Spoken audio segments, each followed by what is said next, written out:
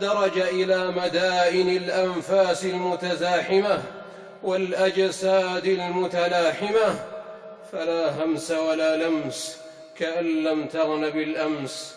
أعدى الأخلاء بأخلاق الأعداء، فهم عن وصلهم منقطعون، ومن بعد قربهم متباعدون.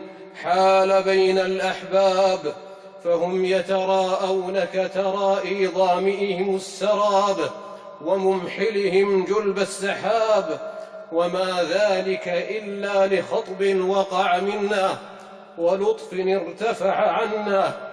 فلا تظنن أن العدو غلب، ولكن الحافظ تولى. لعلهم يتضرعون، لعلهم يرجعون، لعلهم يضرعون، لعلهم يتوبون، لعلهم يذكرون.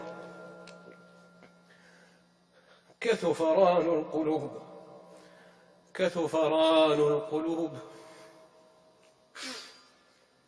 كثفران القلوب، كثفران القلوب فلطف بها علام الغيوب.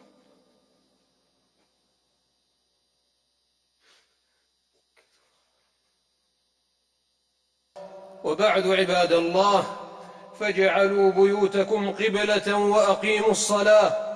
اجعلوا بيوتكم قبلة وأقيموا الصلاة، واغرسوا في دوركم رياض الجنة، واذكروا الله، وانشروا مصاحفكم، واتلوا كتاب الله.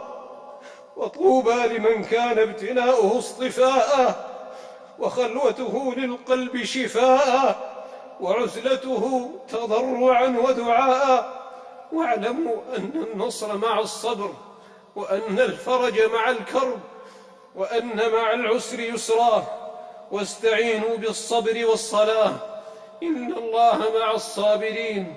واصبروا وصابروا ورابطوا، وأطيعوا من ولاه الله أمركم من العلماء والأمراء في طاعة الله.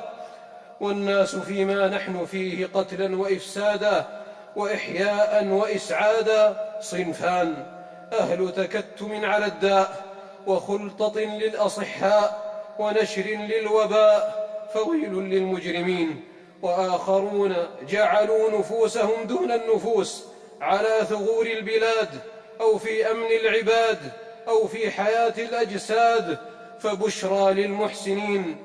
من قتل نفسا بغير نفس أو فساد في الأرض فكأنما قتل الناس جميعا، ومن أحياها فكأنما أحيا الناس جميعا. ولا